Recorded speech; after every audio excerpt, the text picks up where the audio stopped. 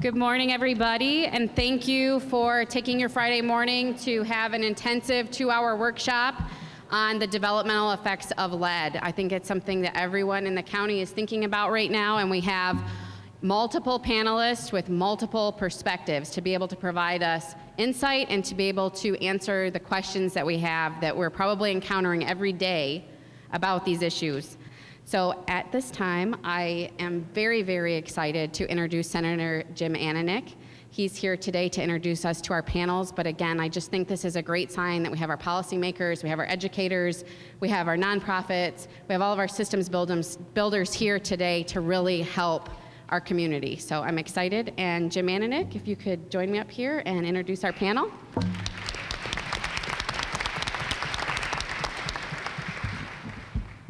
Good morning.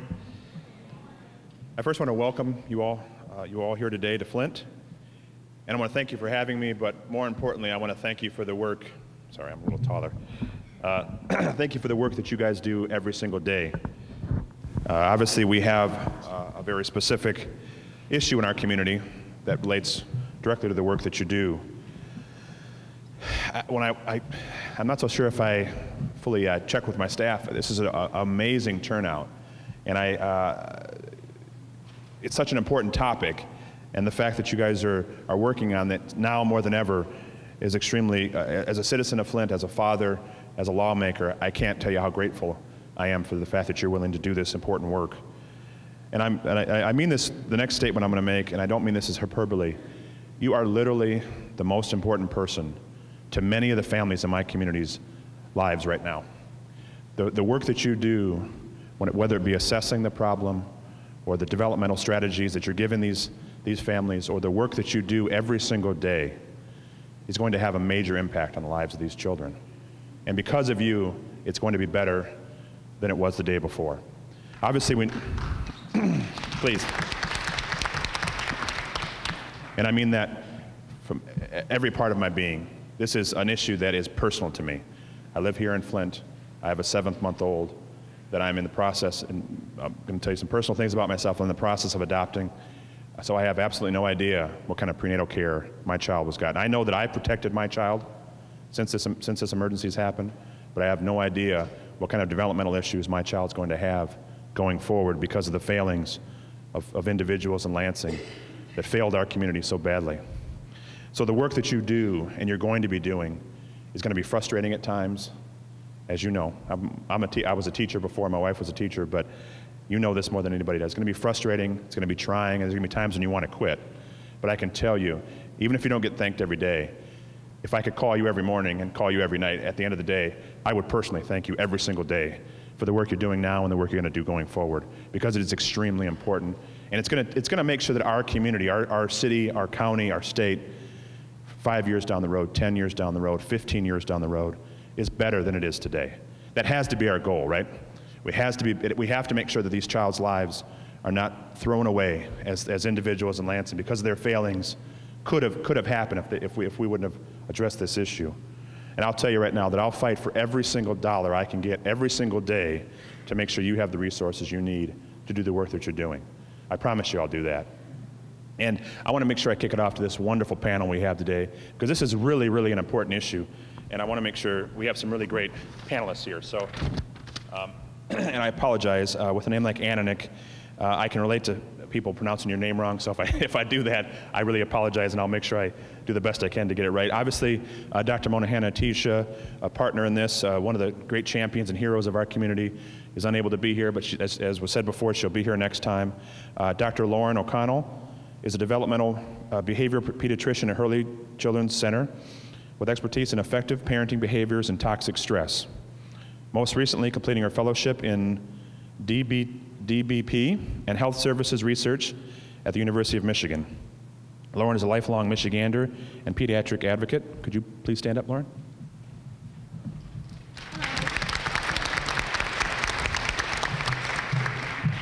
Evilia Jankowski, all right, has been a nurse for 36 years and a school nurse for more than 23 years. I'm going to stop for a second. One of the things that the work that you guys do is extremely important, and the school nurses is another great example.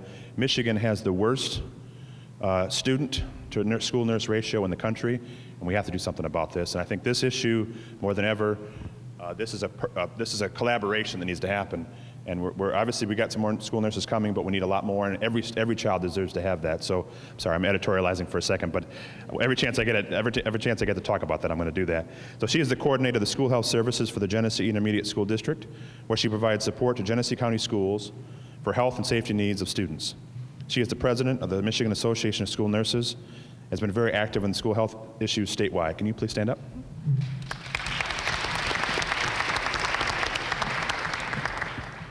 Our next panelist is Brooke Burgess. She holds a master's degree in public health.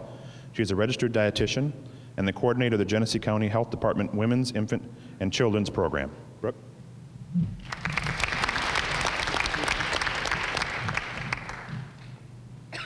Our next panelist is Gregory Piantkowski.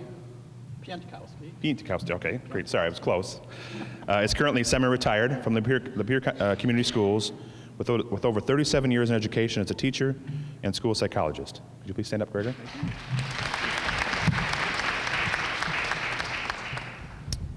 Candace Cowling, our next panelist, has served as Executive Director of Family Futures for more than 18 years, leading a $1.9 million organization as it supports children, strengthens families, and shapes a community in which all children are supported to reach their full potential. Under her leadership, Family Futures launched a program intended as a small pilot program to gauge Kent County parents' interest for ongoing development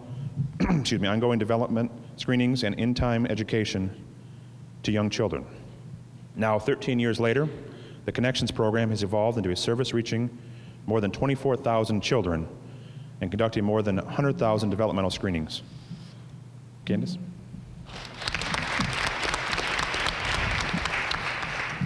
Our next panelist is Erica Willard. As the Executive Director of AEYC, Erica has served as the Director of Teach Early Childhood in Michigan since 2008. Additionally, she has over 20 years of experience in the field, working previously as an early childhood specialist for Michigan's Great Start Readiness Program, adjunct faculty for Lansing Community College, and a nonprofit child care center director.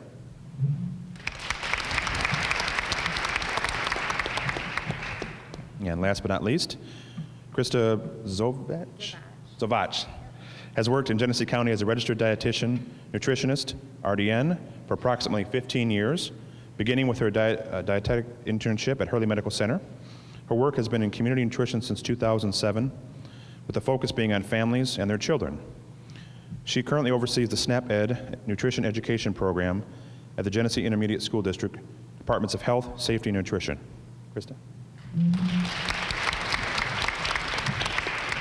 And we clearly have a wonderful panel, and I think you're going to be very pleased when you listen over the next few hours. So thanks very much for having me, and thank you.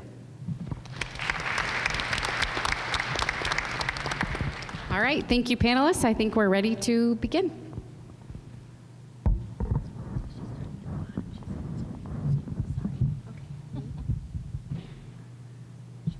Okay, all right. Starting at the bottom of the list. Okay, all right. So I'm going to start off. Hi, thank you so much for having me here today. I truly hope that I can provide you with a little bit more information about healthy nutrition and how it can help us in this current situation. So I just want to start a little bit by saying that we've known good nutrition is important for a really long time, but now it's even more important. I'm just going to touch briefly on the latest dietary guidelines for Americans was released in 2015. And is that better? And currently about 2/3 of our adults in America and 1/3 of our kids are overweight or obese, but at the same time, they're undernourished or malnourished. And when we looked at the research, we realized it's because we are consuming or eating way too much sugar, saturated fat, and salt, which are things that provide calories in our diet, but not a whole lot of nutrients. And we're not eating enough of the fruits, the vegetables, dairy, and actually healthy oils. All the things that are lower in calories, but very high in nutrients, and we call those nutrient-dense foods. And I'm telling you this because we have a lot of work to do, specifically now during this lead crisis, and we know that nutrition plays a part. But it actually doesn't have to be that complicated. So that's my message to you today.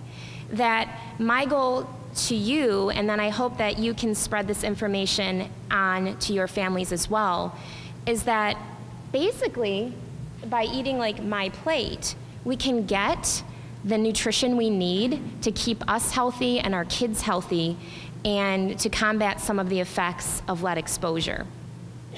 So we've been hearing a lot about some nutrients, right? You've probably heard a lot about iron, you've heard a lot about calcium, you've heard a lot about vitamin C. And we've identified those nutrients as lead protective. So research has showed us that if our diet is full or adequate, not necessarily more than what a human body would need in those nutrients, during times of lead exposure, it actually may decrease the amount of lead that can be absorbed in the body. So I think it's safe to assume that we're not out of the woods in terms of lead exposure right now. A lot of our families are still telling us that they don't have a filter. They've not had their water tested. They don't feel like they have enough information. And that was actually, that information comes from a survey we did to our GISD Head Start families. So the diet right now is important. We need to make sure they're eating healthy, but it doesn't have to be complex.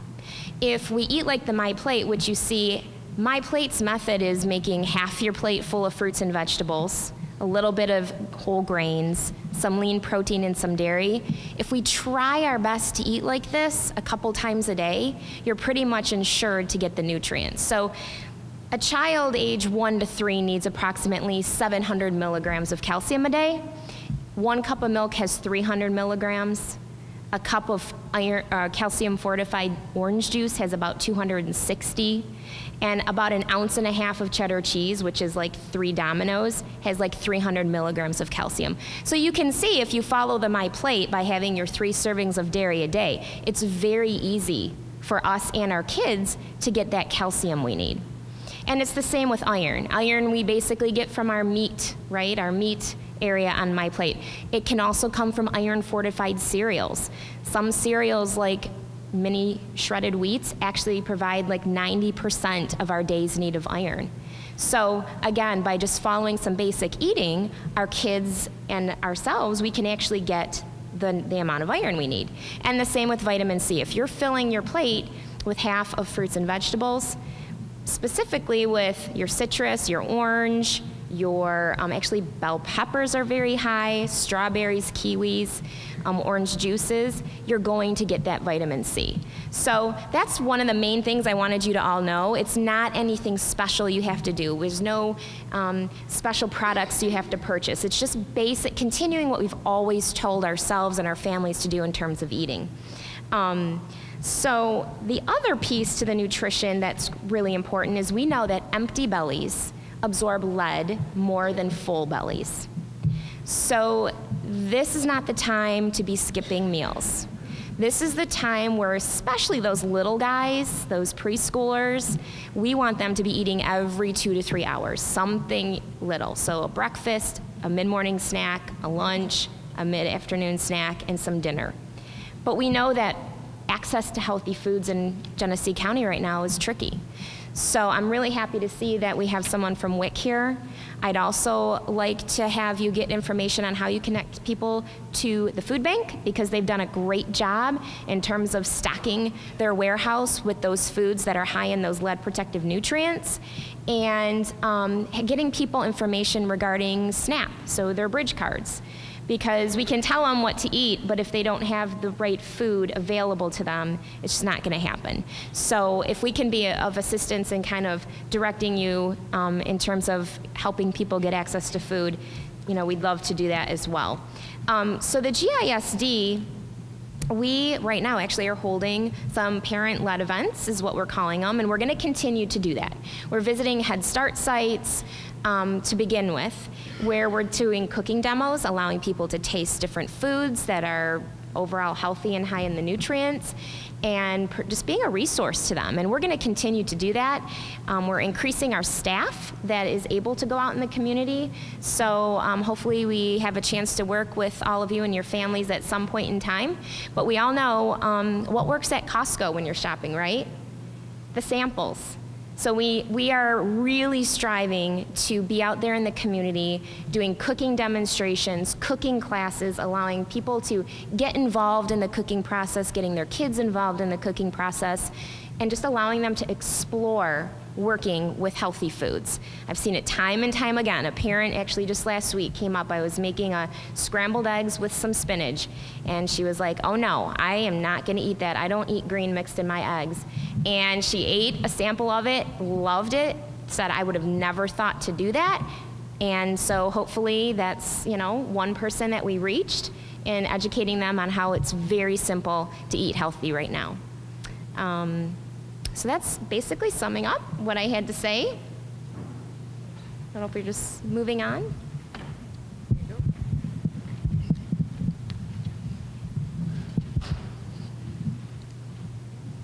Good morning. I grew up not too far from here in Clio, and I have very fond memories of coming downtown to the farmers market growing up, and eventually after high school working in Steady Eddie's Cafe. Does anybody remember that there? Yep. And so I have family and friends who are still in the area and live in Flint and are facing the crisis and looking for solutions and support during the crisis every day. And so again, on behalf of everyone else, I thank you for the work that you're doing helping children and families in this area. I'm going to talk a little bit about connecting quality programming with child outcomes in my part of the panel this morning.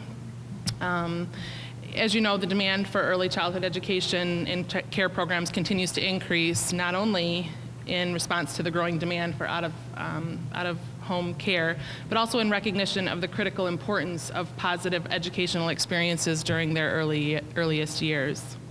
Several decades of research are very clear that high-quality, developmentally appropriate early childhood programs produce very positive short and long-term effects on children's cognitive and social development.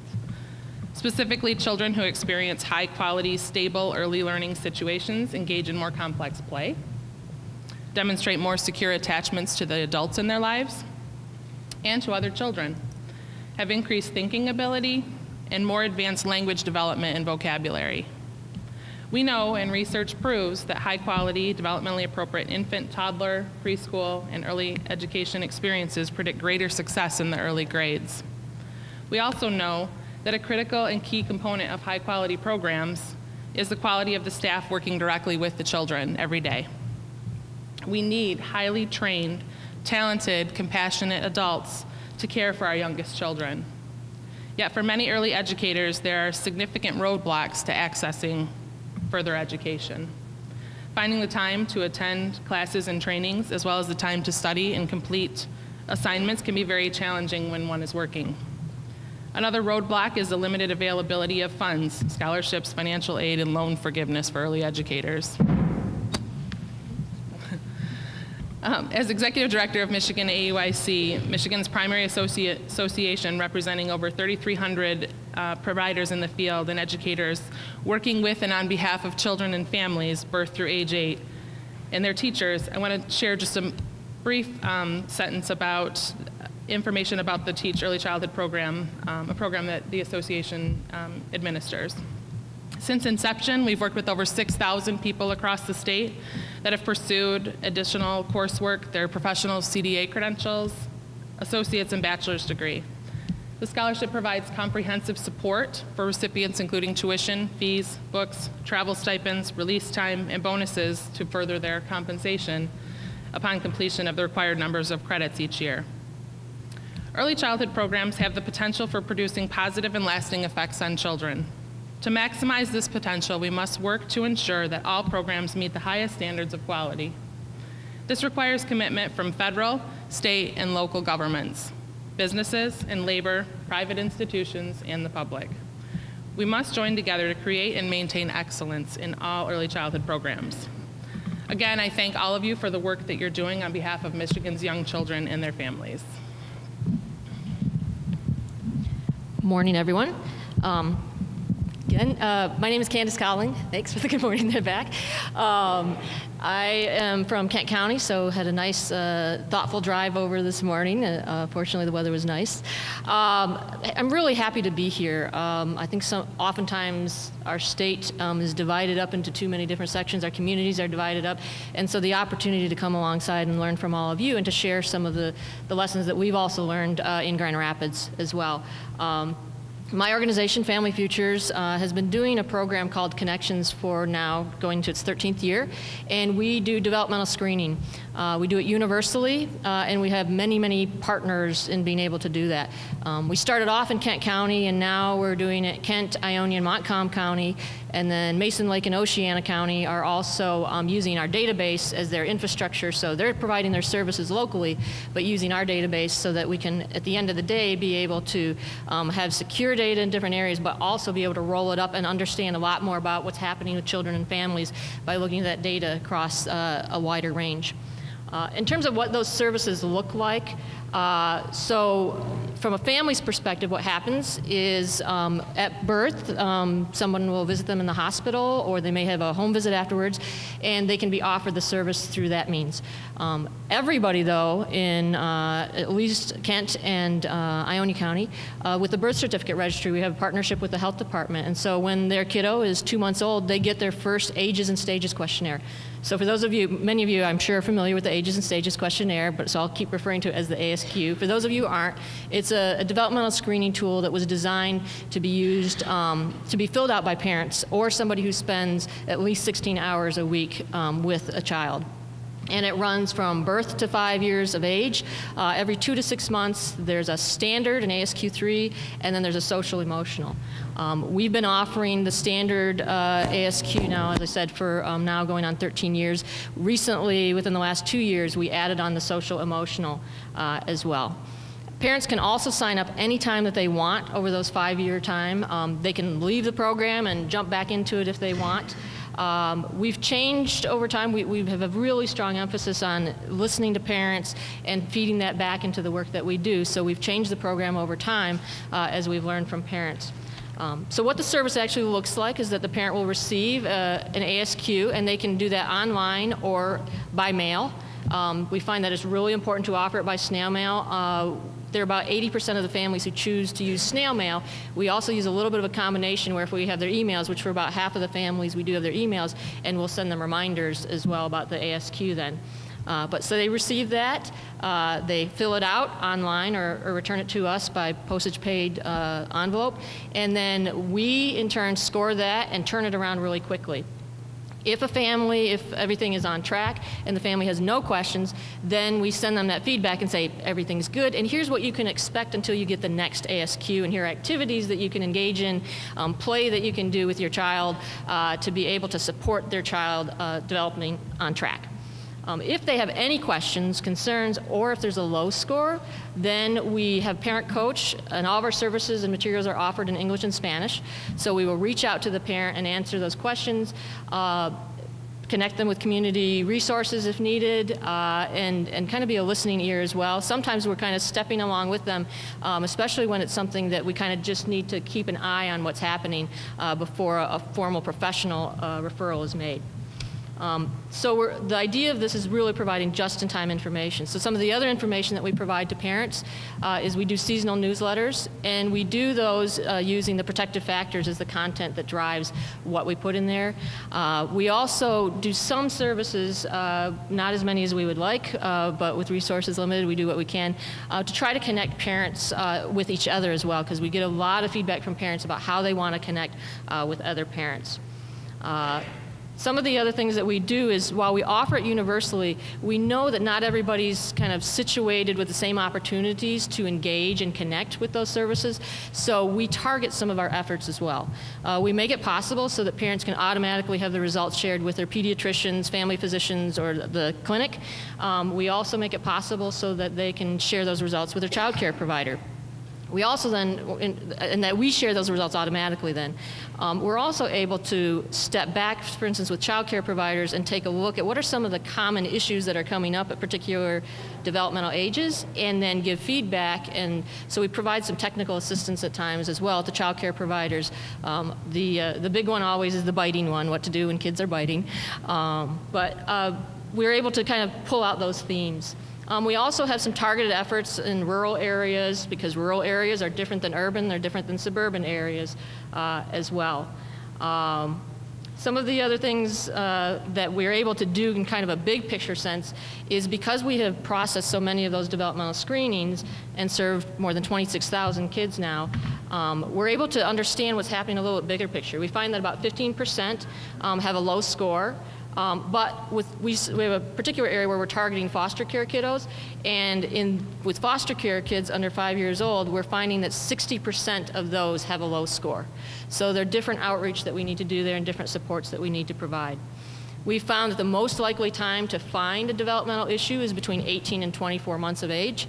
So that's really important, because a lot of our parents, they're participating from that 2-month age range, and they go along and everything's going great, and they're saying yes, yes, yes on every ASQ, and they get kind of like, all right, we have this all is good, and then they drop off and they don't respond. Or, you know, the first one they may be like, oh, I am hitting yeses, so I'm not going to return the ASQ, but they filled it out, and maybe the next time they're not returning it and not filling it out.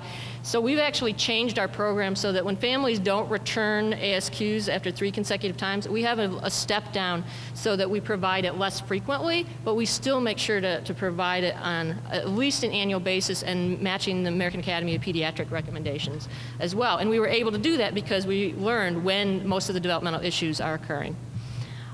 We also have brought the community together, and we've done some agreement about the guidelines for using developmental screening. When we started this program in Kent County, there was a lot of thought that that ASQ, that's for home visitors to do. And we kind of had to relearn that it was actually designed for parents to fill out. And it is a great tool for parents to know what to expect from their kids, to have developmentally appropriate expectations. That's some of the greatest feedback that we get from parents. And so being able to provide that when they need it really helps them out. We found that of those who have 2 consecutive low scores, with the supports that they get by the time they graduate from Connections, 82% of those have 2 consecutive normal scores. Unfortunately, we don't have a good control or match to that to see what that means exactly to us, but we are tracking at least to make sure that they're getting as many as possible can get on track. We do some mapping so we know in our community where issues are occurring. We've done some things also in terms of looking at preemies.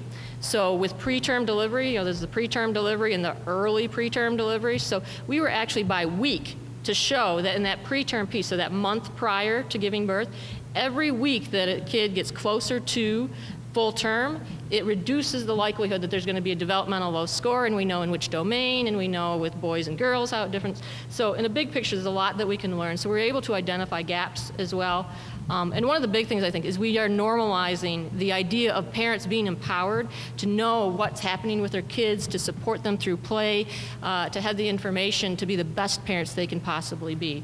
And we've actually, when we looked at the mapping, even though we're targeted in Kent, Ionia, Montcalm, and now Mason Lake and Oceana somewhat, we've served kids in over 40 counties in the state of Michigan. So we've been happy about the way it's growing, but it's been a key to it is to have a partnership. You really need to meet parents where they're at. The biggest feedback we get from parents is that they get peace of mind from knowing how their children are doing. Even if there's a problem, at least knowing that they can reach out, they feel empowered to do so. They know how to talk to their pediatricians about it. We've had parents who have gone to their pediatricians and just, you know, kind of gut level feel like something's going on, and without that developmental screening, they've sometimes had the response of, well, you're a good parent, so don't worry about it.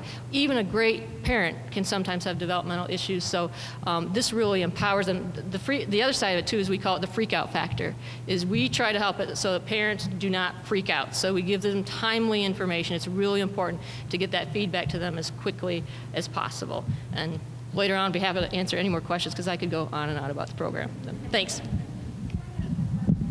I think they're going to do that afterwards. Post-it notes. Yeah, we will. I'll write it on the post-it notes from what I understand. Is that correct? Okay, yes. Okay, three things. First, it is my pleasure to be with you and interact with you and try and answer any of the questions that you do have. Secondly, I hold early childhood educators in high esteem. I was in a building at one time and a teacher took ill and I volunteered to go into a kindergarten classroom to substitute. And I had said that you people can write your own paychecks. I thoroughly endorse that. Third thing is being the only male up here. To all the males out there, I promise I'll try and hold up our end of it. As a school psychologist, we get a lot of referrals that come in for the possibility of special education. There are 13 different categories that a child can be eligible for special education within the state of Michigan. The main thing that you were probably looking at in terms of lead poisoning would either be OHI, which would be otherwise health impaired, which would be a learning disability, or which would be a cognitive impairment. When a child comes to us in terms of referral, by the time they have had numerous screenings, numerous interventions, hopefully numerous interventions, we need to complete a comprehensive evaluation. That comprehensive evaluation is going to have to include a number of items and a number of personnel. It could include a speech and language pathologist. Speech and language pathologists are really good in using and in determining what the language abilities are. Lead poisoning can affect the language, and it's not just that the speech pathologists are involved with stuttering and articulation difficulties, but they're doing a great job in terms of the language expression. Also receptive abilities. That will also tie in when the child gets older and they try and express themselves through composition skills. The other thing is the social workers. Social workers really help and bring us together, bring the families together with the school, answer their questions. They're almost become the parental buddies, because if a parent feels a little intimidated to ask questions, they might feel a little bit calmer asking that school social worker, and that really, really, really helps. You have occupational therapists, you have physical therapists, you got auditory therapists, everything else that the lead poisoning can affect, we try and look at what the need is and try and get that evaluation done. At the end of that evaluation, we present that information to the parents and to the teachers. In terms of intellectual abilities, when we look at it and we evaluate a child even for a learning disability, there are 7 different areas that we look at intellectually. We just do not use an IQ score.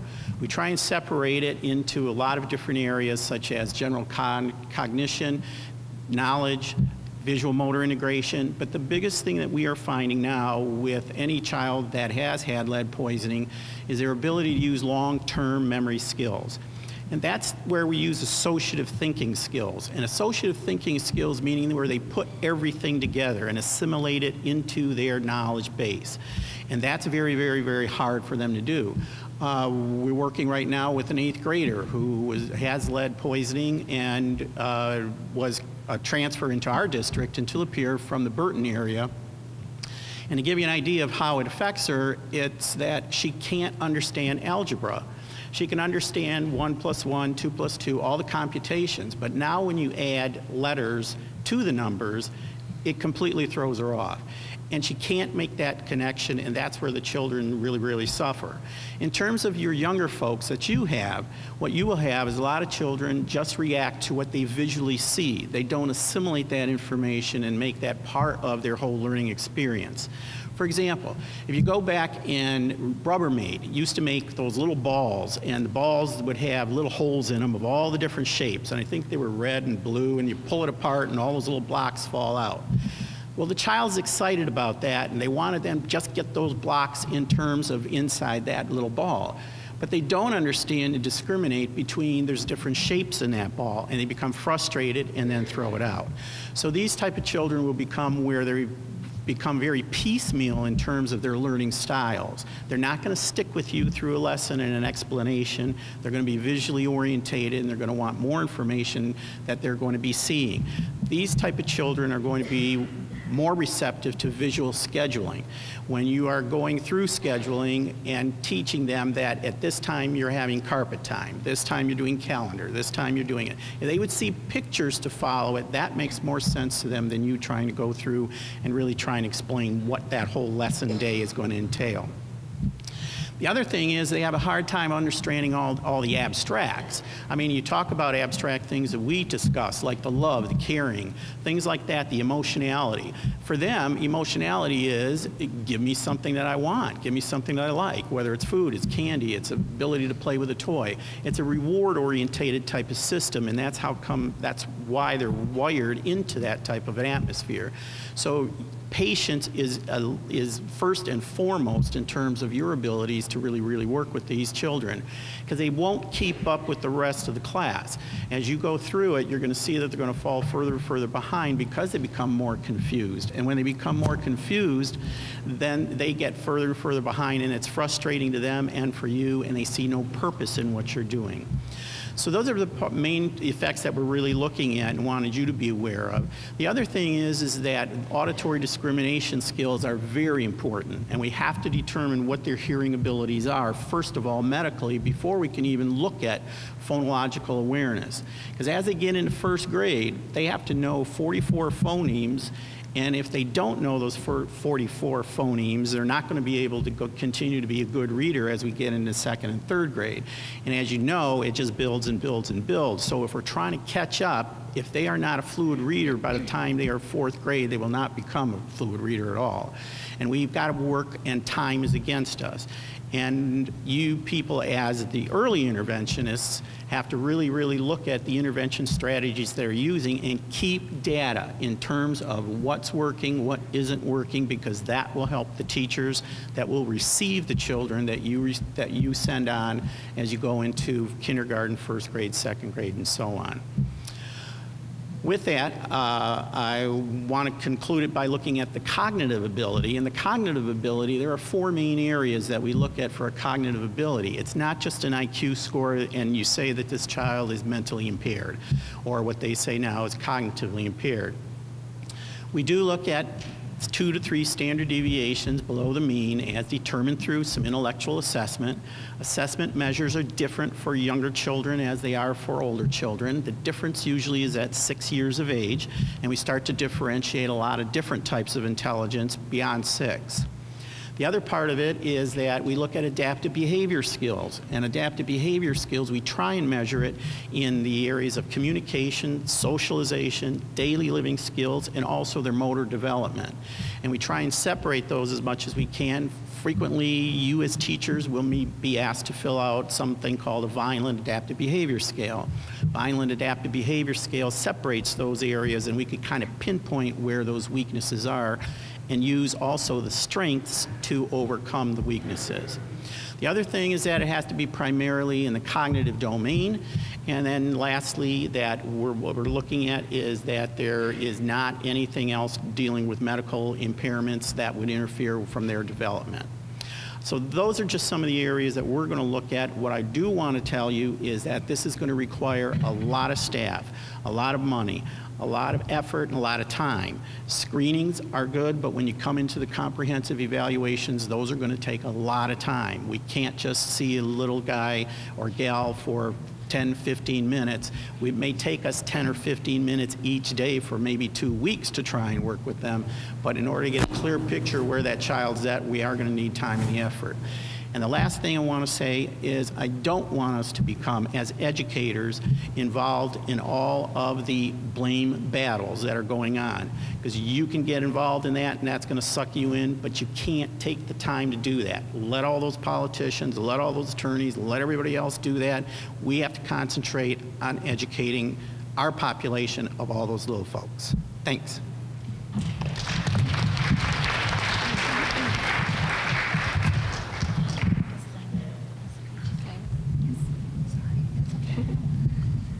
Hi everyone, I'm Brooke Burgess. I'm the dietitian coordinator at the Women, Infants, and Children's Clinic here in Genesee County. A little bit about what WIC is, Women, Infants, and Children. It's a federally funded program that provides nutritious foods, nutrition education, and community referrals to low-income pregnant, breastfeeding, or postpartum mothers, infants, and children up to the age of 5 who are at nutritional risk. And these can either be like a medical risk or a dietary risk. About our clinic in Genesee County, we have 2 clinics. One's located in Burton, down on Saginaw Street, and then the other one's at the Bendel schools. And soon we'll be having one coming up at the Flint's Farmers Market that's going to be associated with the Hurley Pediatric Clinic. Before I go on, I just want to say that I have handouts and brochures about the program in the back on a table somewhere over there. I didn't put it over there. Anyway, so in Genesee County, in January of this year, we actually saw almost 13,000 clients, and 78% of those were infants and children under the age of 5. Each day, we see about 200 families or more in our clinic, and we provide them with a health intake, weight and measurements. We do iron and lead tests. We do nutrition assessments and counseling. We refer them to other community resources. We provide them with a client-specific benefit food package. We also provide breastfeeding education and breastfeeding support to our mothers. And we also have immunizations available in the WIC clinic that's conducted by other health department staff. Our food packages that we offer to our clients are based off of the dietary guidelines that Krista was talking about a little bit ago. And these foods are supposed to be high in protein, calcium, iron, vitamin A, and/or vitamin C. We have WIC nutritionists and dietitians that counsel these clients on how to combine these foods from their food package to help plan meals and help them mitigate the negative effects of lead. Another service, like I was saying, is we also try to connect our clients to other community resources. So we connect them to things like doctors or immunizations or food stamps and even maternal infant health program. So in the face of all of this bad things going on in this water crisis, WIC has always been testing lead even before this has been happening. And if the levels were elevated when we tested them, the client was then referred to a dietitian to be seen for a high-risk counseling session. We also have been offering ready-to-feed formulas to mothers who report that it's difficult to have access to safe water, and in this, we're trying to promote it a little bit more. We are also trying to develop education materials in order to help guide these parents to find these at local stores, other education materials on how to use it, how to store it, and so on. We've also been having our nutritionists and dietitians develop tools and materials to help augment their nutrition counseling sessions regarding lead poisoning. And then on our staff, we have 2 board-certified lactation consultants, 4 lactation counselors, and we also offer a breastfeeding club and a breastfeeding class for our clients. And we're starting to implement education materials regarding breastfeeding and lead poisoning to these staff in order to help get it out to their clients. That's about it. Thank you. Really quickly before we move on to the next panelist, just a reminder for the note cards that you guys are writing your questions down, if you could hold them up while we're going through the panelists, there'll be people around to collect your questions so that when we get to the question part, we'll be ready for you guys. Thank you. Good morning. Okay. So I want to start, first of all, by acknowledging that we have some champions, besides all of you guys who are amazing champions. Is this on? So let's trade. Okay, I'll start over. Thank you. So we have, besides all of you who are amazing champions dealing with the families that you are working with and the children 0 to 5 that really need your expertise. I just wanted to acknowledge that we also have champions in our community, and I know Senator Ananich is gone, but I do remember a day, probably 7 years ago, maybe a little bit less than that him and I spent together going from school to school, visiting the school nurses, the handful of school nurses that we have in our community. And and the fact that he took that to heart and has been advocating. I probably get an email from his office at least once a day, trying to figure out how they can advocate to get more school nurses in our schools. So his efforts are definitely appreciated and acknowledged. And then the fact that we have this gem in our midst of Hurley Medical Center and the physicians that we work with long before this occurred that we're partnering with, and their interest in helping us in our community. It's just been wonderful. So I just wanted to start with that, and then just talk about what a school nurse a nurse in the education world is kind of a funny place to be. When I was young, my dad he was an educator. He wanted me to be a teacher in the worst way, and I think he was a little disappointed that I chose nursing. But I think I saw that light in his eye again when I told him I was really interested in school nursing. So bringing together the medical world and the education world is not always easy, especially when you're the only health person. And I know some of you out there who know me, when you're the only health person in an education world and you're trying to advocate for health, sometimes you have to throw a temper tantrum, jump up and down, and all the things that I'm known to do. But you guys, as early educators, probably more than anybody, get that connection between health and education and are probably the easiest to be able to identify that if a child's not healthy, they're not going to learn. And so that is something that I'm hopeful that will build and become contagious to our K-12 partners as well. So a school nurse basically will do care coordination and case management for students, identifying who in the building has health needs. Sometimes we know them right up front, parents are telling us, and sometimes we discover them throughout the school year as we identify deficiencies and concerns. And so a school nurse will help connect, be a liaison, if you will, between the child, the parent, the school, and the medical provider.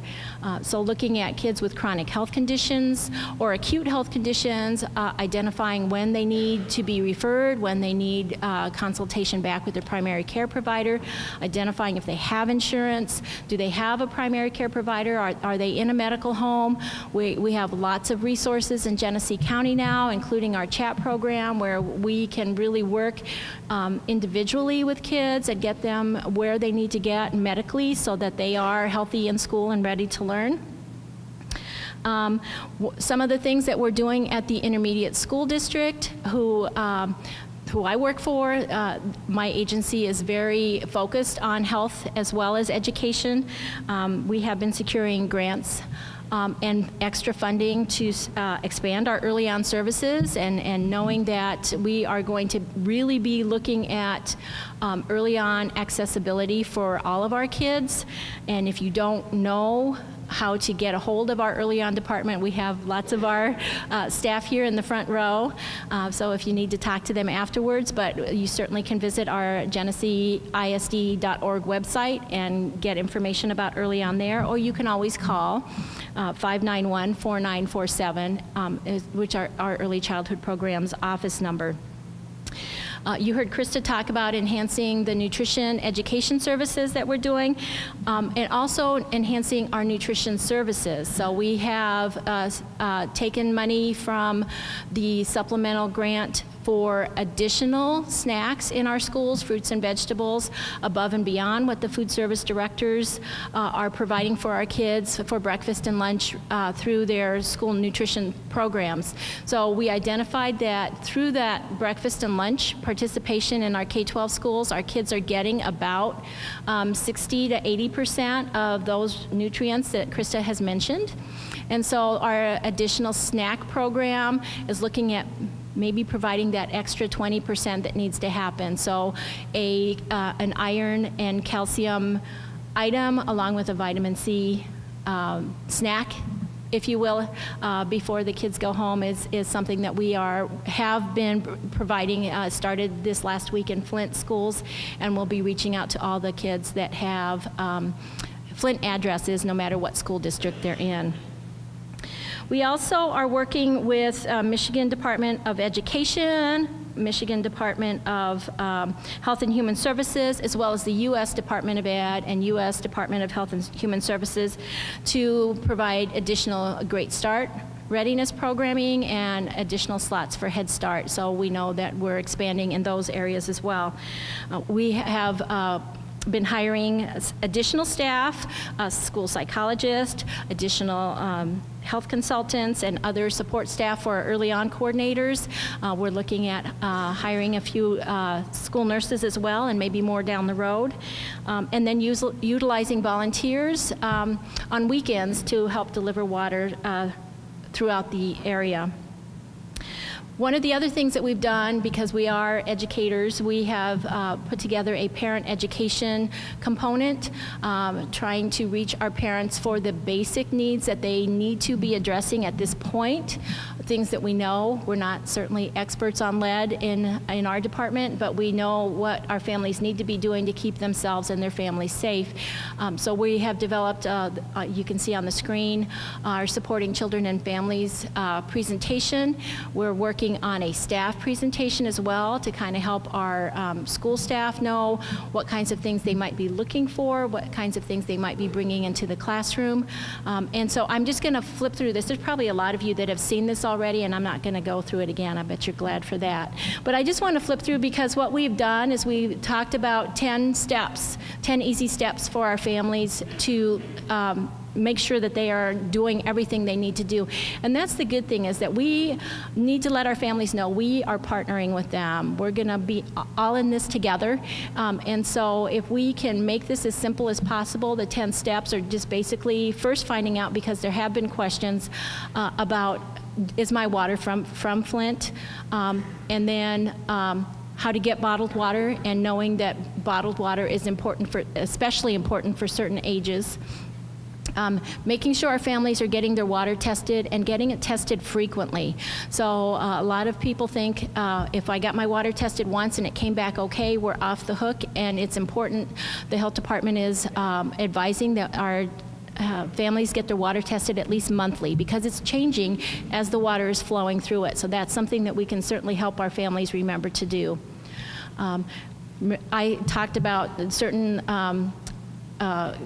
populations that really need to focus just on bottled water and not even using the filtered water, but our pregnant women, nursing women, and children under 6 should be only using bottled water. And we can't stress this enough. I know sometimes there's contradictory information out there, and some people, I get confused looking at it, and Dr. O'Connell will attest to this. I call sometimes and say, okay, I just read this. Is this really what's supposed to happen? But we do know that to be on the very, very safe side, we're making sure that this population especially is working, using just bottled water. And then step 4 is getting their water filters and replacements. And we are referring to all of the community resources to do that. We also are doing that in our Head Start programs as well. Just another reminder, because this is such a topic that needs to be pushed, that our kids under 6 and our pregnant women and nursing women need to use the bottled water. One more reminder, because once you see it, you need to remember it. And then just talking to our families about how do they know if their child is lead exposed. And at the Intermediate School District, we're taking on the mantra of universal services. So we know that any child that has been drinking water in the city of Flint has been exposed to lead. They will all react differently, just like we all do for being exposed to a common cold, right? So some children will be totally affected and some may not. But we know that we're going to treat everybody with the same good advice and good service, because everything we're going to be telling them, just like Krista told us, is good health practice anyways. It's not anything new or above what we've already been promoting. So that is one of the things we will continue to enforce with our families. And then step 5 is just to help to be aware of the signs, and knowing that those signs are maybe not something that they're going to see right away. And that's important because if we don't see symptoms, sometimes we don't pay attention to what other things we need to do, and we want our families to be following the guidance of good nutrition and seeing their doctor regularly and that sort of thing. So we want to encourage our families that the good news is that there are things we can do and there are others to help. And so that the team, the really important teamwork that needs to happen here between the educator, the family, and the primary care provider, that needs to really be strengthened, and that's something that all of us can promote. So encouraging that your relationship with your parents is really strong because they trust you guys, they know you guys are going into their homes, you guys are seeing their kids, and they're giving you the care of their kids for the time that they're with you. But also making sure that we loop them back around with their primary care providers, and that's vitally, vitally important. So we talked to our families about the 4 ways to help. Some of the stuff you've heard today already, the good nutrition, enrolling our kids in early childhood programming, knowing what is normal development and where they might need to be asking their teacher, what should I be doing about this leg potentially, and then also the medical aspect of having that relationship with the primary care provider. So step 6 is easy, especially when we do this program because they're in the back of the room cooking and it smells so good, but making sure that our families are eating the right foods. Step 7 is helping our families to know developmentally what they should be expecting at what age, and you all do that very well already.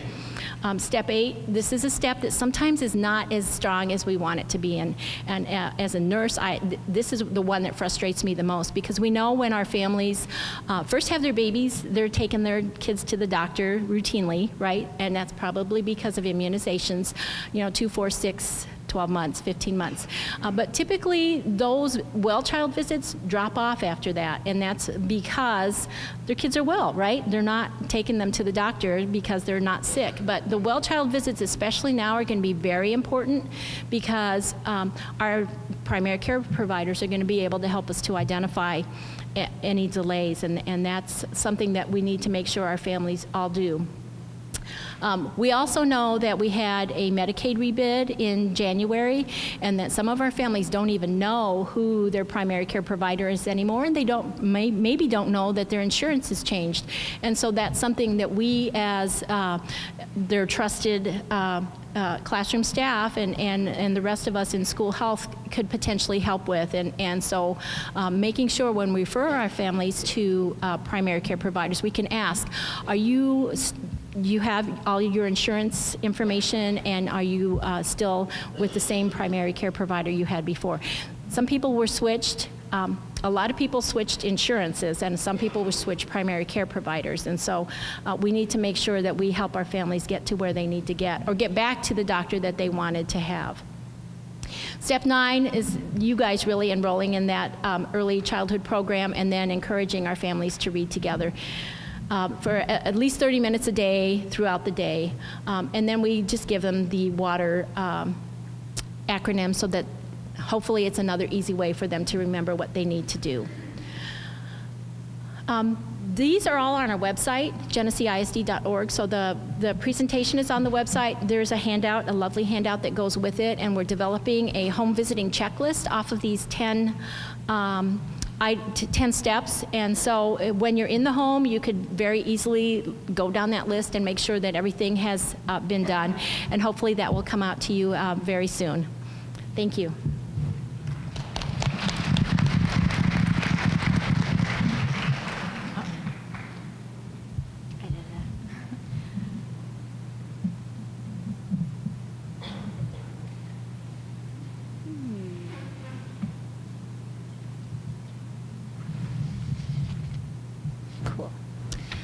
Good morning. I am not Dr. Mona Hanna-Attisha, and I apologize for that. I am Dr. Lauren O'Connell, and I'm really excited to be here.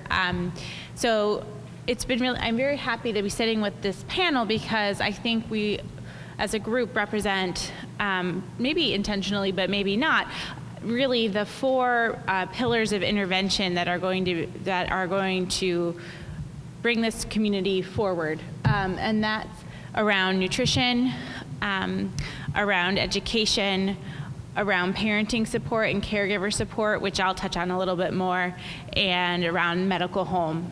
And from the beginning, Dr. Mona and I have been kind of framing our discussion of our efforts and of the efforts that we recommend in those sort of 4 areas. So a little bit about me, just so you know why you should care about what I'm saying. So I'm a developmental behavioral pediatrician, and that means I'm a physician with expertise in special training in pediatric medical health, but also in pediatric behavioral health, how child development impacts all aspects of health and all aspects of behavior. So I work at Hurley Children's Center over in the farmers market for my clinical time. And then I'm also a pediatric health services researcher, which means that I do work looking at health systems. So how do things work, not just for the individual, but for communities and groups of people. And my particular interest is around parenting behaviors and how those interact with toxic stress. So, and that's always been true. And that's why part of why I came to Hurley. So it's been a terrible honor, I guess is how I would say it, a terribly but great coincidence that Dr. Hannah and I had already started working on certain things as this all broke more in the media, although we also know and acknowledge that it has been known for years. So this is Dr. Hannah Atisha's presentation that I have cribbed from, but I tend to go off book a lot, and we'll just see where we go. So I'm not going to spend a great deal of time talking about the timeline of the research. I don't think that's really the focus of today, but basically, we switched to the Flint River in April 2014. Almost immediately, residents began noticing color changes, odor changes, taste changes, and complaining about that. September 2014 was the first time there was documented contamination in the river, in the water coming out of the river, and also in that period, GM stopped using the Flint Water River water. The reason, I think I go over this a little bit just because I think it's important to understand some of the chemistry and some of the facts so that when you're talking to people, we can all, you can feel confident that you're giving scientifically based information and not information filtered through politics or the media or what have you. So basically, the issue is not that there's lead in the Flint River. I think we've got that, but that's still, I just want that to be said really clearly. The issue is that the Flint River water has a pH that is corrosive to the pipes. And there was not adequate, this is just public record, there was not adequate corrosion control. So that water coming from the river was not treated to change its chemistry. And so the river water then went through an aging infrastructure, which is a problem, which is again a fact in many communities that there are old pipes made out of many different materials, including wood and iron and lead and et cetera, et cetera. And then the chemistry of the water destroyed a protective layer around the lead pipes, and this is just chemistry. So why were those pipes lead in the first place? Well, it's actually a really great metal to make pipes out of, and over months and years, a layer builds up around the inside of a pipe that makes it so that the lead itself doesn't ever touch the water. And so these really old pipes were actually safe because they had that layer around the lead. But then the water went through and destroyed that layer and then was able to actively pull lead out of the pipes into the water. So that's the basic process of what's been happening.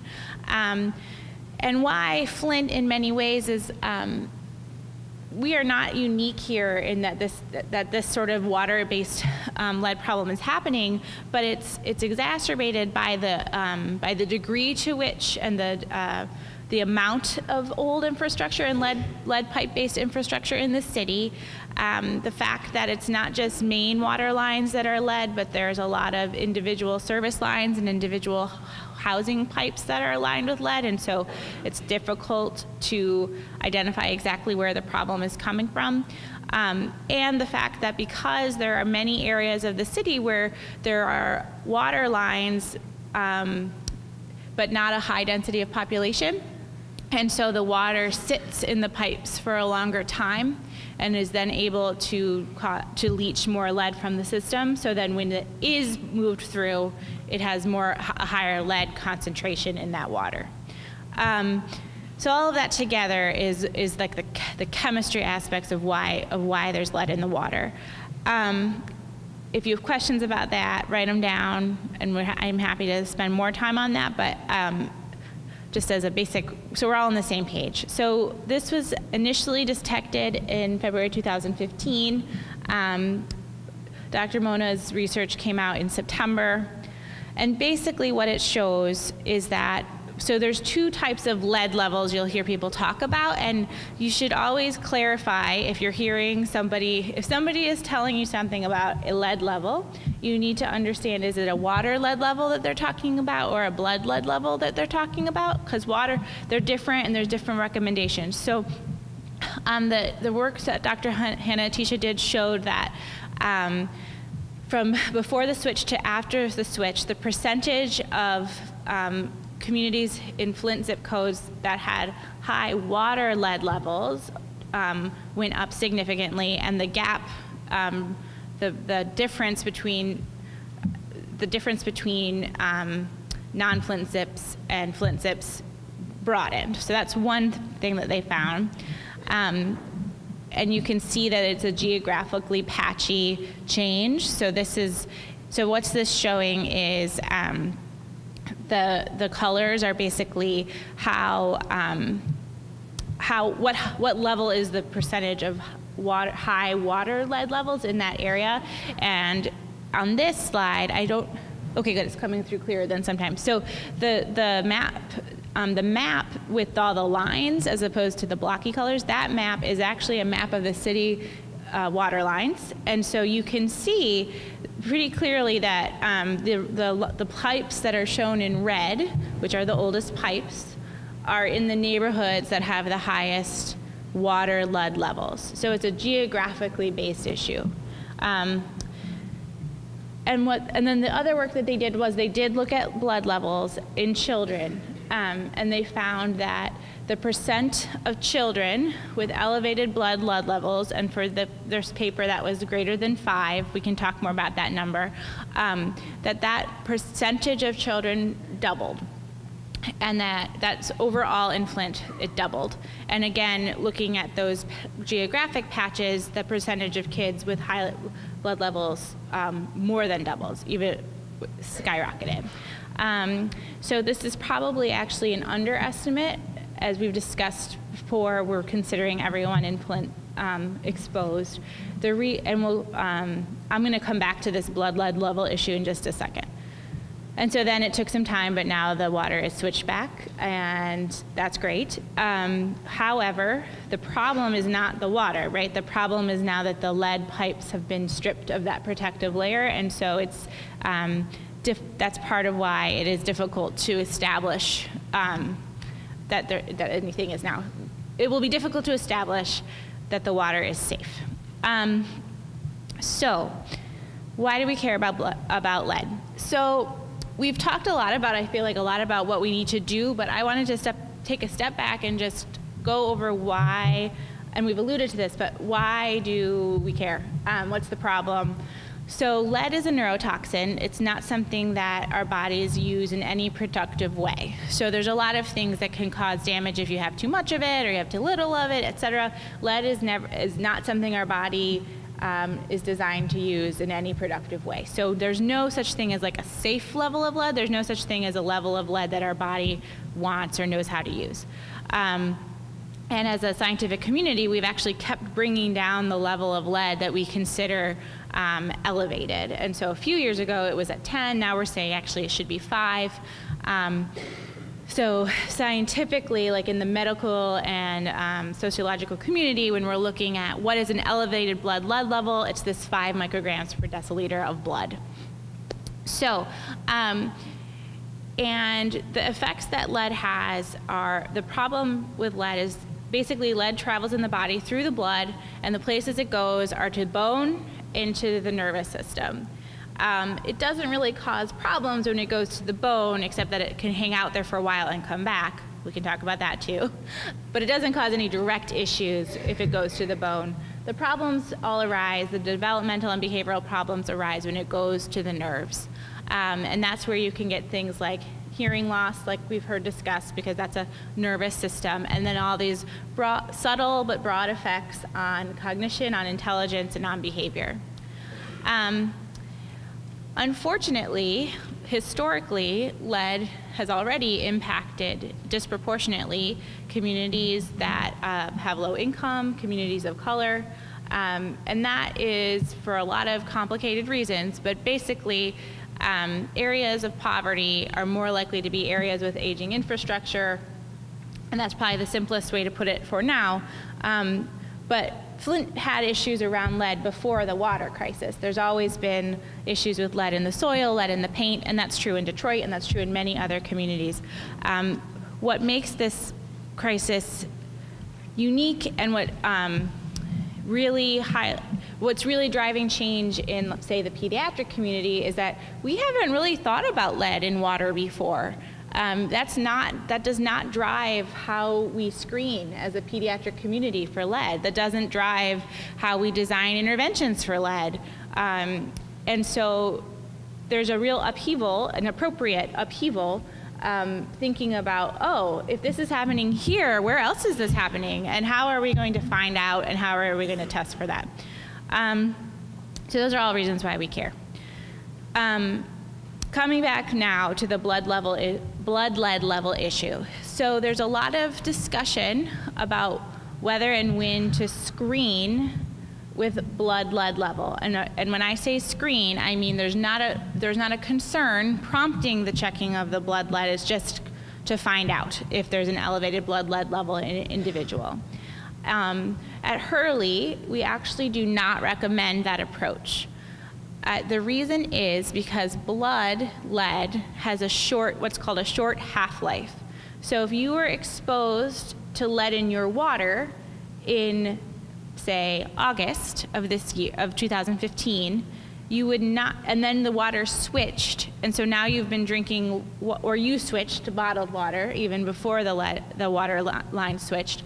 You've now been drinking safe water for a number of months. So your blood, the lead level in your blood is going to accurately reflect now to about a month ago. It's not going to accurately reflect whatever happened back in August, let alone before then.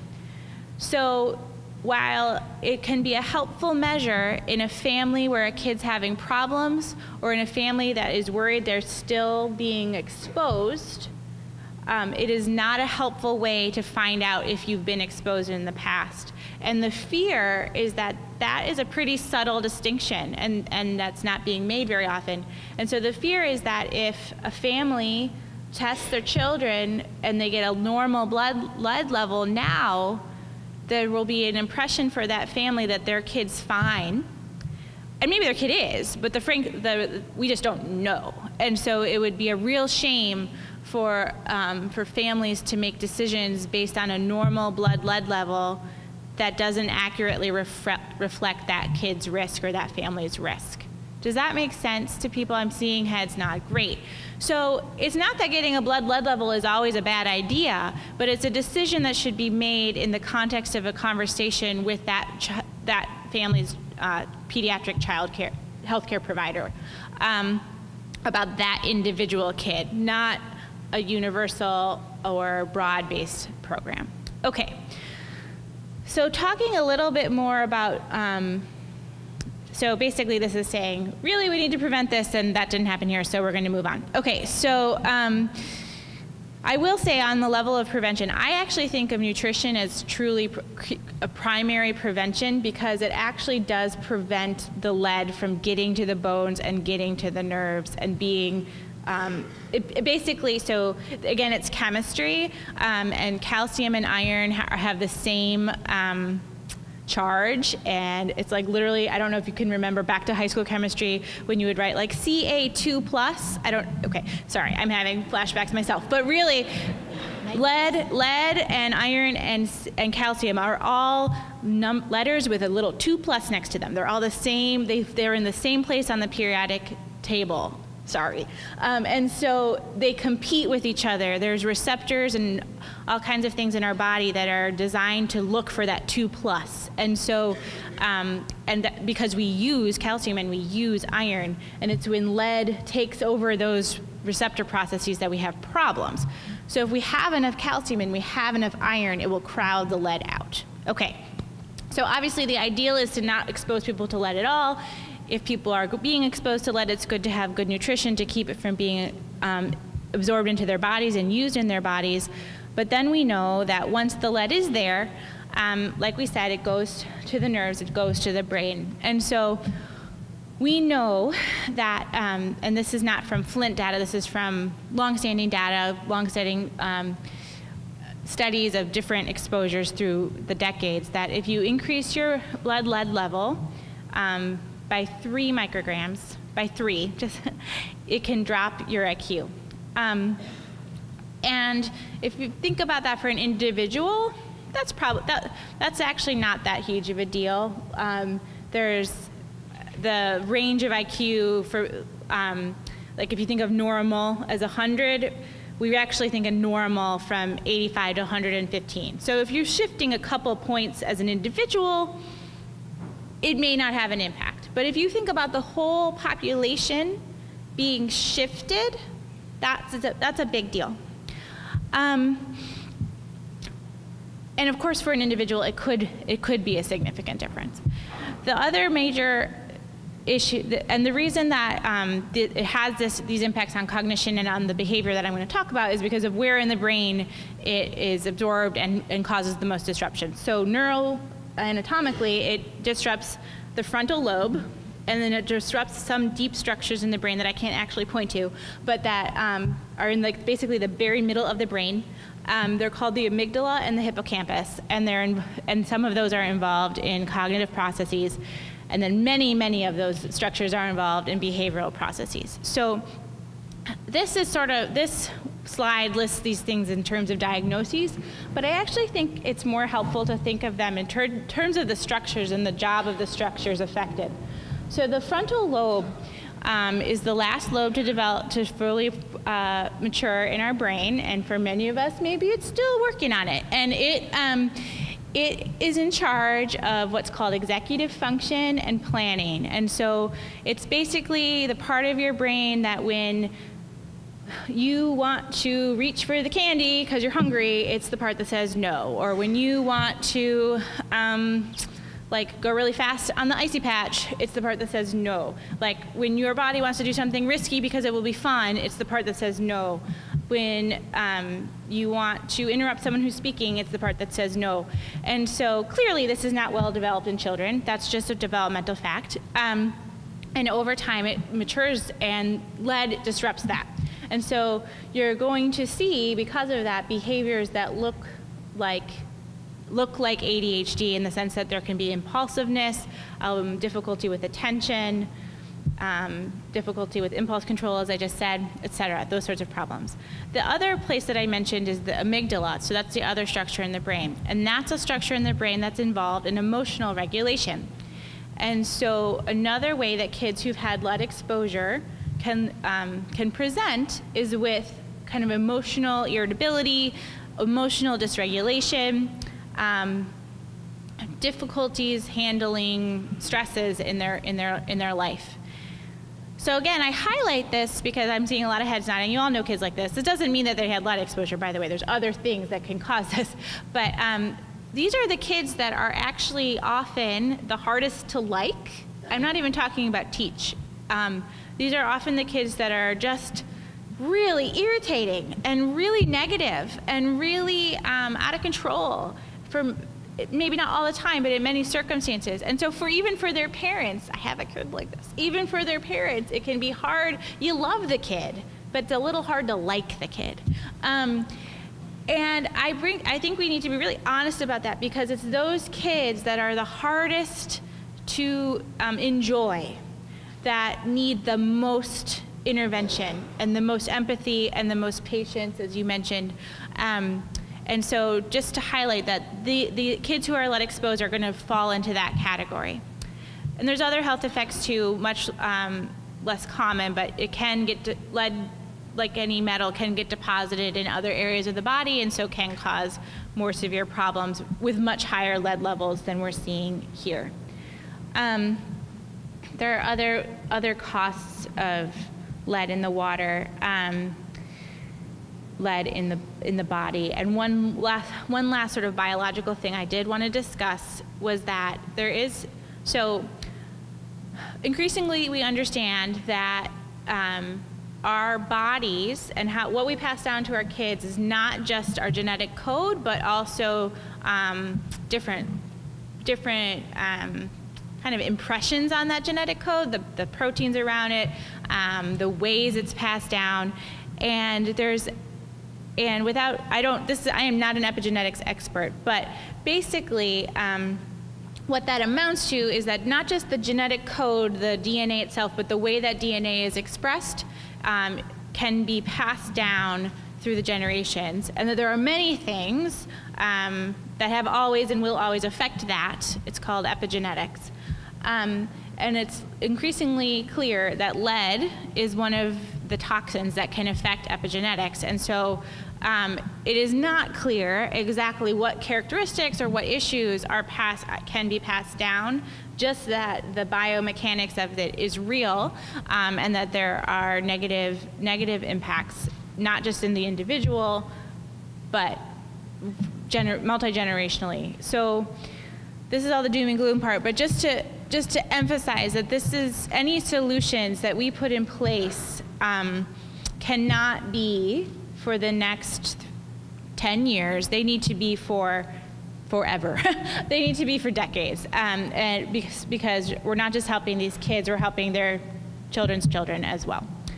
Okay, so I'd like to think a little bit about toxic stress, and then we'll talk about what we can do, so leaving on a positive note, because this is the challenge of any public health crisis. You need to give people the information so that they understand that it is serious, but then you can't have people feel so browbeaten that that nothing's going to change. So hopefully I can model for you that finding that narrow sweet spot. So basically, so I talked about the structures in the brain that are impacted by lead, and one of the things that's really concerning is that those are the exact same structures that are impacted by a totally different phenomenon known as toxic stress, and that fact informs a lot of the interventions that we're proposing. So that's why I'm going to spend like a couple minutes on this topic. So there's a concept in the pediatric and sociologic literature known as adverse childhood experiences. I'm sure many of you have heard of this, but basically think of a traumatic event that could happen to a child. There's list of all these horrible things that can happen to people, different forms of abuse, neglect, your caregiver being sort of unable to care for you because they have mental health problems, or they have substance abuse problems, or they're just not present because they're in prison. So those are all considered ACEs, and it's been demonstrated that the more of those that you have, the higher likelihood you have as an individual of having developmental, health, and social problems, both as a child, but also into your adulthood, even if you are removed from that environment later in your life. And the mechanism for how that works is thought to be something called toxic stress. So we all have stress in our lives, and currently we all have a lot more than we did a few months ago. And that's something that the body has figured out how to deal with. And so there is there are types of stress responses. The one we're hopefully all most familiar with is the positive stress response, something that our body perceives as unsafe, so whether that's getting a vaccine or having to give a talk, promotes a stress response in which you have the fight or flight response, and you rev everything up and your body kind of becomes more alert and more on guard, and that actually helps you get through that unsafe experience, and that experience ends and your response goes down and you move on with your life. In more severe cases where the stress is more disruptive or more severe, so the examples given here are the loss of a loved one or a broken bone, which obviously are really different from each other psychologically, but in the sense that they're just these very disruptive stresses. Maybe true danger would be a way to think of that as opposed to just perceived danger. Your stress response will go up and will stay up longer, but over time it will still come down as the true danger goes away. And labeled a tolerable response. So the problem happens when you have so many stressors, so many stressors that the body never has time to come down, basically. And so what you develop is a paradoxical almost response to stress, where you are at baseline in a revved up situation, and your body can't really regulate its response to perceived dangers versus real dangers versus no danger at all. And so this can look like a very emotionally dysregulated kid. So that's considered toxic stress. And it actually, biologically, this stress response impacts the brain. And it impacts the same structures that I was talking about before, the frontal lobe, the amygdala, the hippocampus, a few others. So the reason that, and this gets more into the biology of it. So basically, if we think about our kids as having many things flying at them that can cause stress, that can cause this toxic stress response. And then in Flint, we've added another stressor. And it's not that Flint in itself causes toxic stress, but that it impacts the same areas of the brain. So hypothetically, these kids are now in kind of a double hit situation, or a potential double hit situation. So what do we do? And so there's obviously short-term, medium-term, long-term things, but I like to think of things as primary prevention, secondary prevention, and then what we call like tertiary and beyond prevention. It's all prevention, but that's really treatment. So the primary prevention is getting the lead out of the water. I am not an expert in that. I am not someone who's directly involved in that, except to keep saying that. And while I agree that we should not be involved in blame, I would encourage all of you to be involved in solutions and how you frame that for yourselves.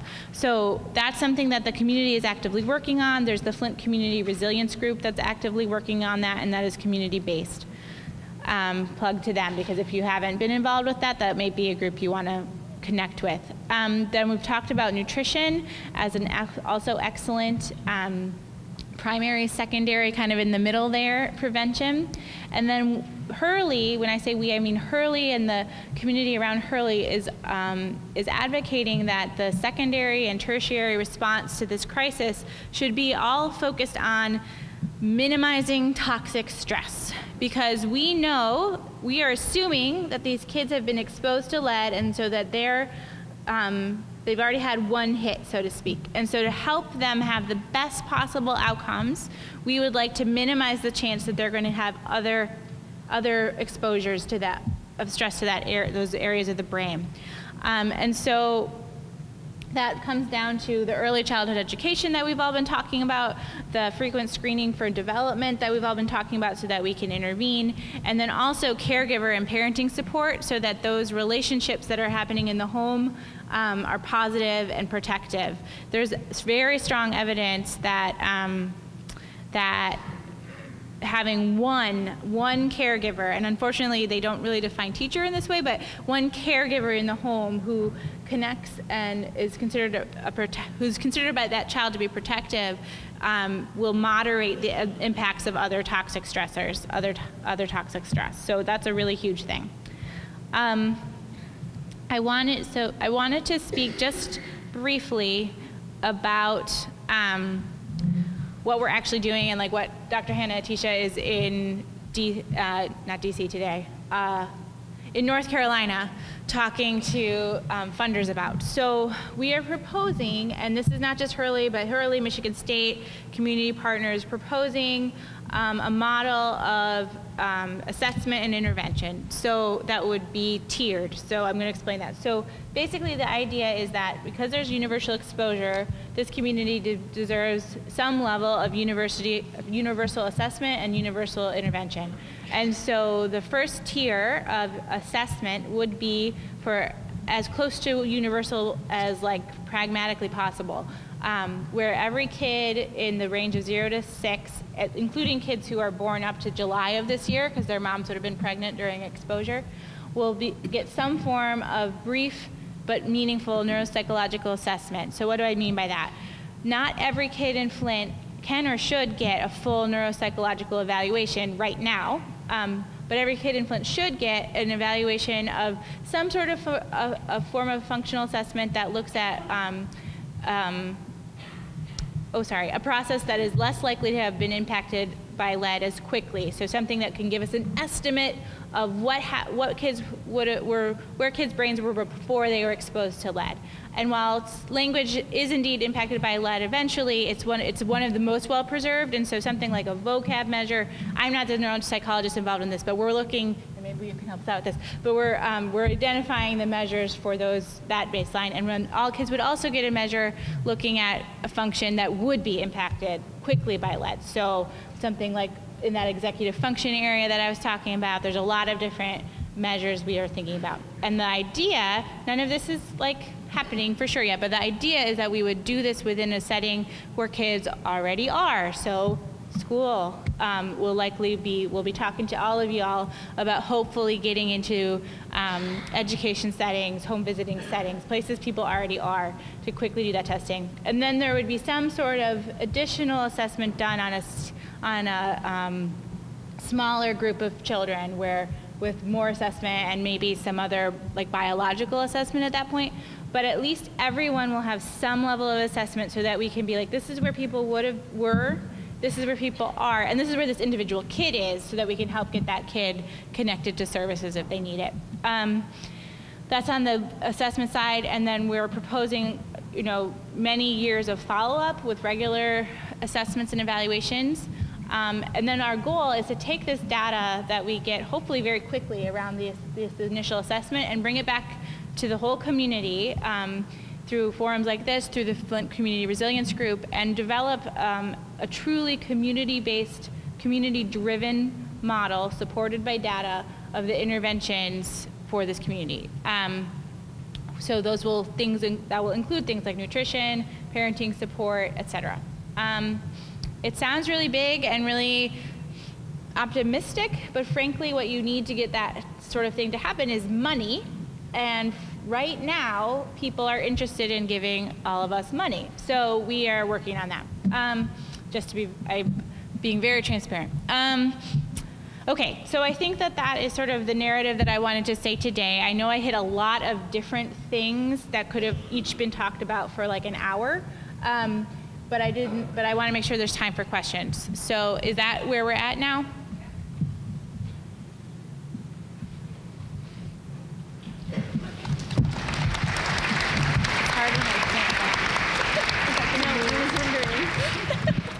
So we're going to ask questions as quickly as possible, and these questions actually may impact more than one panelist. So if your expertise hits a different facet of this answer, let's definitely try to answer the questions as thoroughly as possible. So one of the questions is, with children that are being born now at Hurley, are you seeing any upticks in, concerning issues? Yes, that's me. Okay. So the short answer is no, actually. We haven't been able to demonstrate an uptick in concerning issues. We do have ongoing work looking at newborn heel sticks. So again, babies who are born get their blood taken anyway for the newborn screen, and so without adding an additional poke, we're able to look at that blood. So people are looking at the blood levels in the newborns, and so far have not demonstrated an increase in those babies, nor have we seen an increase in neurocognitive stuff. That said, most of the things we would be able to measure, we wouldn't probably be able to see in a child that young. But it is reassuring that their blood lead levels are not elevated. Okay, great. And then Amanda Gallagher, if you want to come up, we have somebody in the audience that actually can speak a little bit about the CACFP program, which for you that are operating child care centers, a lot of the questions on the back wall was about, you know, are there going to be ways to help finance this nutritional aspect? And so I think there's lots of organizations that are trying to do different things. The farmers market is stepping up, and the ISD, they're doing different programming. But CACFP is a program that could offer you nutritional supplementation every single day for free. And then, so you're up here already. So this is Amanda. Hi, as she said, my name is Amanda Gallagher, and I'm a registered dietitian with the Association for Child Development. We're a sponsor of the Child and Adult Care Food Program, and for those of you who don't know about it, it is a federal child nutrition program very similar to the school lunch program, but it serves child care centers and homes and also after-school programs, and can provide reimbursement for healthy meals and snacks served in those settings. So feel free to come up to me afterwards. I'm happy to give information, whether you're a child care home or center, and connect you with that great reimbursement for serving healthy food. So at the end, just look for the reimbursement. So she will be at the resource table in the back of the room here. We'll have a table set up with various resources from our panelists, and then she'll be back there too. If you do have a specific question related to this program, you can talk to her directly. So we also have another question about WIC. So there has been some community discussion about WIC expanding into non-traditional age groups. So I'm wondering, come back here to the mic. I'm the WIC supervisor. My name is Dawn Scher, and on Tuesday I visited Senator Peters' office, spoke with staff. I also talked with, I've been working with federal and state people.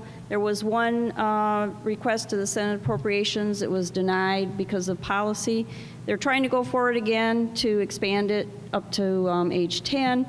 I don't know if it's going to be successful, but I want to say that we still have 20 to 30% of our kids' families that we're not reaching in our county. So we have people we're currently not reaching.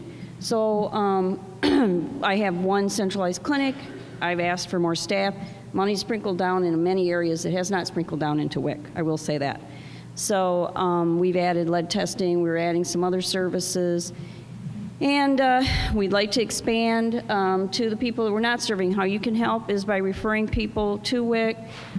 We have started, and we're happy to come to any of your organizations and help you understand the WIC process better and how you can better connect our families to what we do have currently available.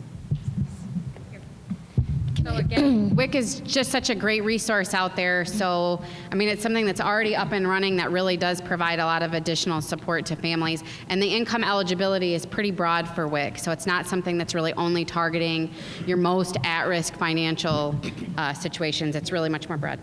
And the information is back on that resource table, so all of you pick up one of those great WIC pamphlets on the way out. If I can interrupt for a second while we're on the topic of food and resources to food. Me working with the SNAP Ed, we were just told that throughout the summer, the Meet Up and Eat Up sites are going to increase and just be more out there and reachable and accessible for people. So Double Up Food Bucks, I don't know if you're familiar with that. That's also going to be expanding substantially this summer.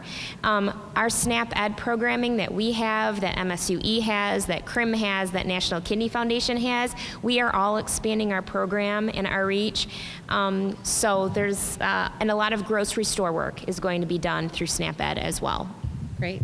Now, is there a place where some of these sites are very large that are here, they're representative of schools? Is there somebody that they should contact about hosting any of those sites?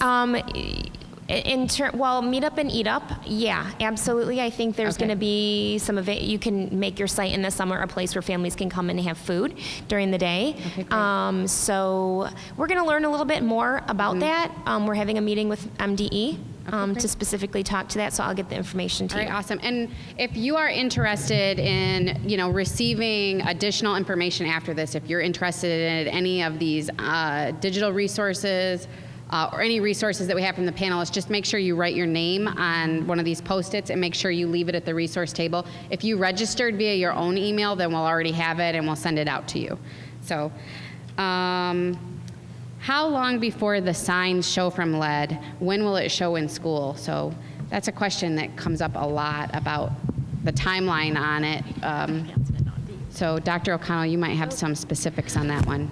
So just to be clear, so there's two, I think of lead exposure in two ways. There's something called lead toxicity, which would be if your lead level acutely rose to greater than 15 or 20, acutely, so really fast. Then you might have signs pretty quickly of like abdominal discomfort, vomiting, sweating, like irritability around that. That's not really what we're talking about here. We're talking about over the long term, moderate levels of lead exposure. What do we see? And so again, we think about what structures are being affected. And so if it's the structures like the amygdala and the frontal lobe, well, it's going to start showing up when those, when what would normally be working well in those parts of the brain is important. And so the emotional dysregulation is often, I think, what people may notice first, sort of the irritability. I mean, all 3-year-olds are sort of sociopaths, but like irritability and not being able to regulate, that's something that we can pick up on, I think, a little earlier. Executive function is something that doesn't usually matter. It's probably already happening and already a problem, but it doesn't usually matter until they're in a group setting or a structured setting and then aren't able to handle that structure and follow those limits. So it's most likely to show up in that regard in a preschool setting. That said, there are likely subtle things that we could pick up on screeners if we are looking for it specifically earlier. Those screeners do not currently exist, but people are working on developing those. Does that answer whoever's question that was? Oh, yeah. Yeah, I do. I've got something to add to that. In young children, and usually we saw it in our preschool group, what we didn't see is the carryover. For example, you as educators, you might be teaching a child color discrimination skills. And as you do that activity to teach those color discrimination skills, you move to another activity, and I saw this happen. A teacher had done some sorting skills where they were really working with the child, and they were able to do that. And then she made some cute little fish, and then took and put a little piece of magnet on the fish's mouth, and then laid out all these colors of all these different fishes, and gave the child a little fishing rod with another little magnet on the rope or string. And then asked the child to, okay, catch all the red ones, catch all the blue ones. And the child couldn't do it. And that's the type of thing that we were looking at in terms of what we're picking up and seeing, and as I said, that long-term ability to extend what they learned into different situations. Another one would be like if in even a screening instrument that they could possibly use, the speech and language pathologist use something called PPVT, which is a Peabody Picture Vocabulary Test. And that's a test that measures receptive language skills. And in the receptive language skills, they start basically where a child shows or points different pictures. And it starts at the younger age of a 2-year-old of pointing to specific objects. So they point to a ball, they point to this. But then it becomes more abstract in its presentation. So you might say the word building, and it might be the act of a carpenter building something with a hammer and a saw, and they have to then look at that, whereas they might be looking at a building such as this. So as the cognition requirements increase, that child loses that ability to associate that information, and those are going to be cues that we kind of pick up, and not saying that all those children, there could be other problems occurring too, but that's one of the things that we did find when they have any lead poisoning. Okay, thank you. This question has come up a lot at sites, and a lot of the testing opportunities that have been available have been geared towards children under 6. And so we have a question about, what about kids older than 6 or teenagers? I could answer some of that. I said as that 8th grader had the difficulty in terms of working with the difference between the numbers and the letters when we're talking about algebra. Not that I can go through and probably go through an algebra book and answer those same questions now.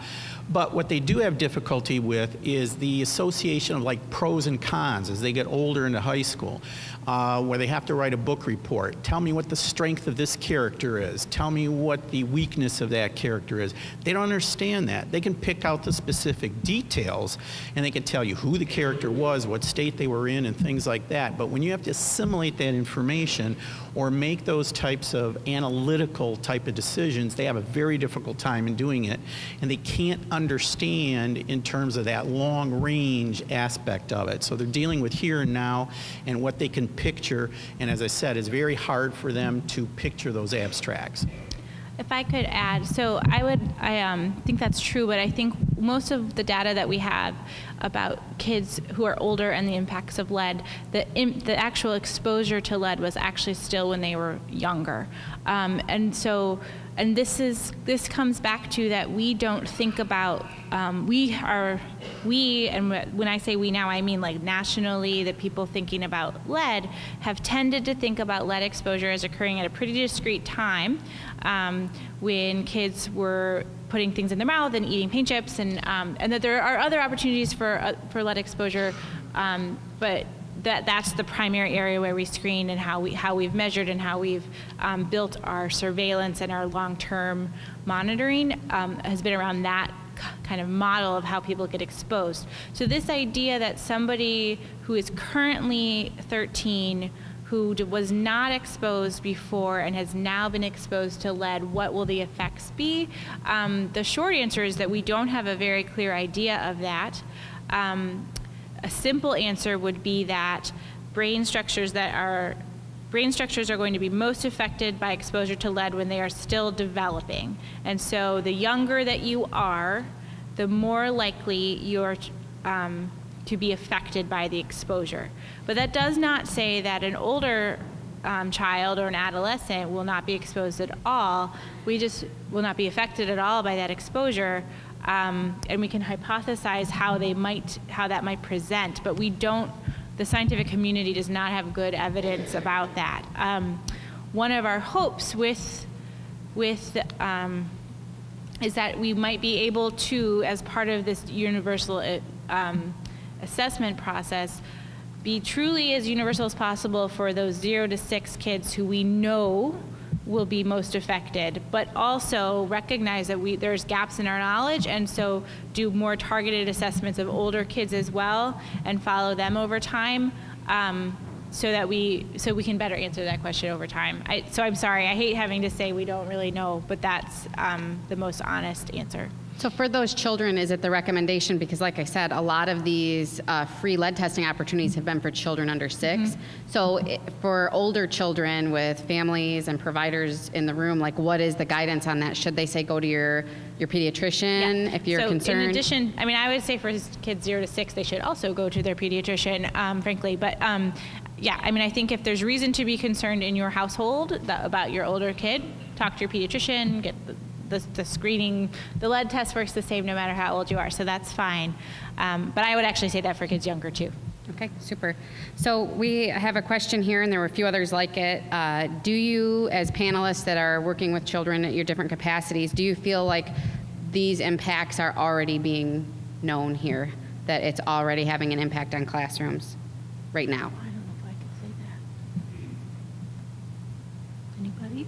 Classroom teachers? I don't know if we have any classroom teachers up here. I think these guys would probably be able to answer that better than anybody. So do you feel like there are already behavioral issues happening? Do we feel like we're seeing any evidence of that? Like, you guys aren't in your position seeing any evidence, but... And again, I think we're just not able to say that because we're not evaluating that in any kind of systematic way. I I mean, sorry. So I get nervous because I think it's very easy to be like, there's all these problems, but there was a lot of reasons to have problems before. Right. And so I would caution about ascribing things to the lead crisis before we've actually looked at that directly. And I think we have seen an increase in more behavioral and violent type of children. I'm talking about 6, 8 years ago. When we would attend seminars such as this for psychologists, we had Dan Reshley would come in and talk about it. And he said, I have no scientific proof, I have no evidence, I just go and do these talks. And it was about learning disabilities. But he said, just for my own benefit, I want to know how many of you as psychologists have seen more and more of those type of children. And everybody in the room raised their hand. But I'm not attributing that to any lead. I'm attributing it to the question mark of we don't know. I mean, you could talk about toxicology, you could talk about videos, you could talk about all the technology the kids are into. We don't know, but we have seen a lot more, and I get more referrals from early childhood people and in kindergarten and first grade where a child is more behaviorally involved than it had been before. So yes, people, I do see it, but I don't know why. Okay, excellent. And then just one more quickly. As part of these strategies that are being developed, are there any strategies with tracking children that actually leave the county, or are these programs all going to be rooted with residents of Genesee County, residents of Flint only? You want me to do that one? I mean, I think we all probably have different answers. Okay. So we know by our Michigan school data records where kids live, and we're tracking the students that are in Genesee County currently that maybe are not going to Flint Community Schools, so we know exactly where all those students are, and we're providing services to all of those. As far as outside the county, there's still a challenge to track. There are some potential strategies for doing that we're looking into through the schools. So I don't know, Lauren?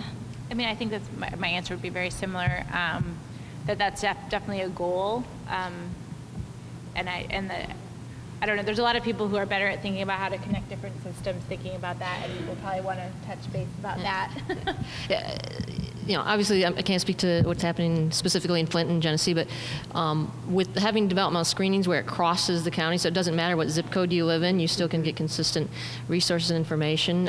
We are able through that to do that, but that statewide network hasn't necessarily been developed yet. And even within a particular geographic area, we're still having issues in that, you know, we're working in Kent County, for instance, in making sure that our data about early childhood connects to third grade reading level as well.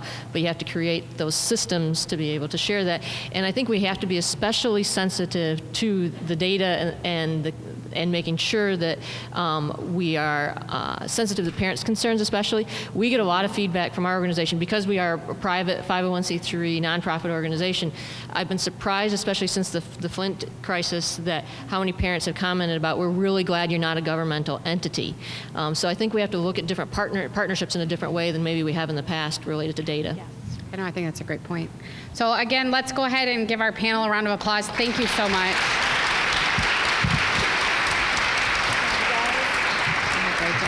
And thank you to everybody who made this a priority to come out here today and get information.